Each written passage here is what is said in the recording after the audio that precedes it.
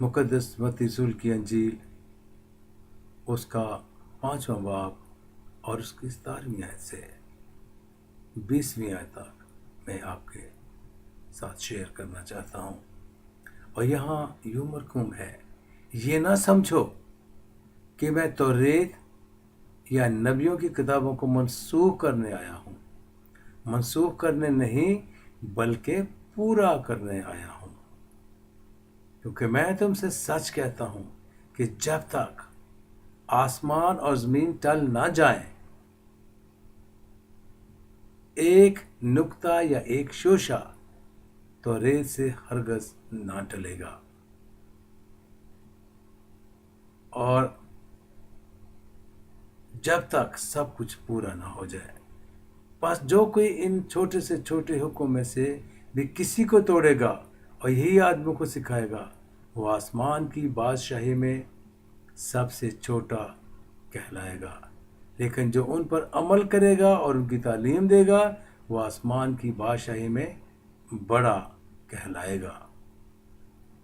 क्योंकि मैं तुमसे सच कहता हूँ, अगर तुम्हारी रासबाजी फकीयों और फरीसियों की रासबाजी से ज़्यादा ना होगी तो तुम आसमान की बादशाही में हरगज़ दाखिल ना होगे।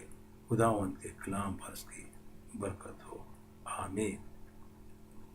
यहाँ पे खुदावंद यीशु अल मसीह साफ साफ अल्फाज में बताते हैं कि मैं तौरेत को मनसूख करने के लिए नहीं आया, बल्कि मैं तौरेत को पूरा करने के लिए आया हूँ। मैं तौरेत या नबियों की किताबों को मनसूख करने नहीं आया, बल्कि उनको पूरा करने के लिए आया हूँ।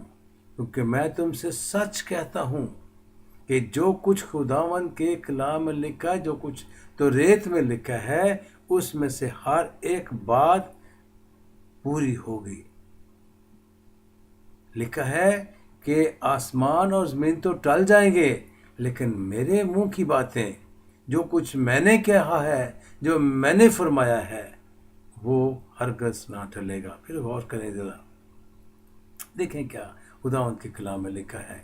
ये ना समझो, बहुत सारे लोग समझते हैं, बहुत सारे लोग ख्याल करते हैं कि शायद खुदावंद यीशु अल मसीह इस दुनिया में आया और वो तौरेत और नबियों की किताबों को मनसूख करने के लिए आया था। No, not at all. वो खुदावंद यीशु अल मसीह खुद फरमाते हैं अपनी ज़ुबान मुबारक से और कहते हैं, ये ना समझो कि मैं तौरेत या नबियों की किताबों को मनसूख करने आया हूँ। मनसूख करने नहीं बल्कि पूरा करने आया हूँ। क्योंकि मैं तुमसे सच कहता हूँ कि जब तक आसमान और ज़मीन टल ना जाए, एक नुक्ता या एक शोशा तौरेत से हरगज़ ना टलेगा। सब कुछ,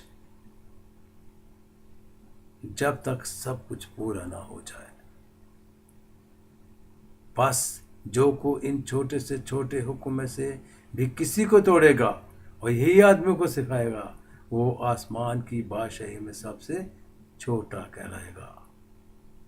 लेकिन जो उन पर अमल करेगा, उनकी तालीम देगा, वो आसमान की बादशाही में बड़ा कहलाएगा।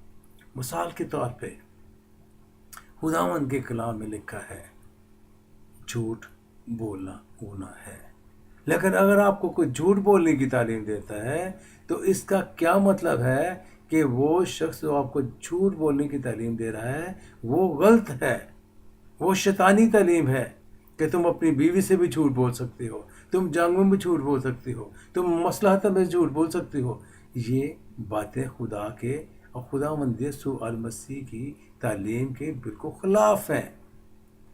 खुदावंद का कलाम फरमाता, जो छोटे से छोटे हुक्म को भी तोड़ेगा, वो खुदा की बादशाही में दाखिल नहीं हो सकता है। वो झूठ बोलना गुनाह है और गुनाह की मजदूरी मौत है। जो कोई गुनाह करता है, जो जान गुनाह करेगी, वो मरेगी। और मेरे अजीज़ और खुदावंद यीशु अल मसीह शरीयत को पूरा करने के लिए आए हैं। झूठ बोलना गुनाह है और जो गुनाह करता है उसके लिए यकीनी है वो मरे। मैं इस दुनियावी मौत की बात नहीं करता हूँ, میں روحانی موت کی بات کرتا ہوں. وہ روحانی طور پہ انسان مر جاتا ہے.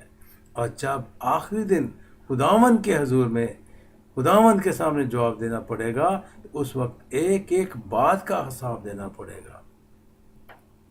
دوسری بات، اگر آپ چوری کرتے ہیں، چوری کرنا گناہ ہے، خدا کے کلام کے خلاف ہے. اگر آپ چوری کرتے ہیں تو یو ول بی اکاؤنٹیبل. خدا کے سامنے آپ کو اس کا جواب دینا پڑے گا. اگر آپ زنا کاری کرتے ہیں، اپنی بیوی کو چھوڑ کے دوسری عورتوں کے پیچھے جاتے ہیں اور برے کام کرتے ہیں، یہ بھی خداوند کے کلام کے منافی ہے. اور آپ خداوند کے حکم کو توڑتے ہیں اور آپ زنا کاری کرتے ہیں، دوسری عورتوں کے پیچھے جاتے ہیں، اپنی بیوی کو چھوڑ کے، اپنے گھر کی عورت کو چھوڑ کے دوسروں کے پیچھے جاتے ہیں، دوسروں کو بری نظروں سے دیکھتے ہیں. دس از اے سن. یہ گناہ ہے اور یہ گناہ آپ کو جہنم کی آگ میں لے جائے گا. خداوند یسوع المسیح کی تعلیم دوسرے مذہب کی تعلیم سے بالکل مختلف ہے. اگر آپ بزنس مین ہیں، دکاندار ہیں، یا کوئی بھی بزنس کرتے ہیں، اگر آپ کے پاس ترازو ہے اور آپ اس ترازو کو اس طرح کر دیتے ہیں یا اس طرح کر دیتے ہیں، کام تولتے ہیں، تو اس کا بھی آپ کو حساب دینا پڑے گا. آپ کو اپنے بول چال کا حساب دینا پڑے گا. آپ کو اپنے چال چلن کا حساب دینا پڑے گا. آپ کو اپنے طور طریقوں کا حساب دینا پڑے گا. کیونکہ خداوند کے کلام کسی کا طرفدار نہیں، وہ چاہے کوئی بھی کیوں نہ ہو. دودھ دودھ اور پانی پانی ہو جائے گا. میرے عزیزو، سمجھو اس بات کو. اس دنیا میں آپ نے سدا نہیں بیٹھ رہنا ہے. اس دنیا سے کوچ کر کے ایک دن آپ نے چلے جانا ہے. اور ابھی موقع ہے کہ ابھی آپ کی حواس سے خمسہ کام کرتے ہیں. ابھی آپ کی آنکھیں دیکھتی ہیں اور آپ کے کان سنتے ہیں. ابھی آپ ہر بات کو سمجھ سکتے ہیں. ابھی موقع ہے کہ وقت کو جانو، وقت کی آواز کو پہچانو، وقت کے ساتھ ساتھ چلنے کی کوشش کرو اور توبہ کرو، توبہ کرو، توبہ کرو اور اپنے برے کاموں سے باز آؤ. خداوند یسوع المسیح کی طرف رجوع لاؤ، کیونکہ یہی وقت چلا رہا ہے. وقت بہت کم ہے. ہلاکت کسی وقت بھی آ سکتی ہے. کسی وقت بھی آپ کے پیٹ میں درد ہو سکتی ہے. کسی وقت بھی آپ کو ہارٹ اٹیک ہو سکتا ہے. کسی وقت بھی آپ کو کچھ ہو سکتا ہے. لیکن اگر آپ نے توبہ کی ہوگی تو آپ پہلی بات ایسی بیماریوں سے محفوظ رہیں گے. دوسری بات یہ ہے کہ خداوند یسوع المسیح آپ کو ہمیشہ کی زندگی دینے کے لیے آیا ہے. ہمیشہ کی زندگی خداوند یسوع المسیح کے پاس ہے. پوری بائبل مقدس صفحے اول سے لے کے صفحے آخر تک بائبل مقدس میں مرکزی کردار مسیح خداوند ہے، اور مسیح خداوند کے علاوہ کچھ بھی نہیں ہے.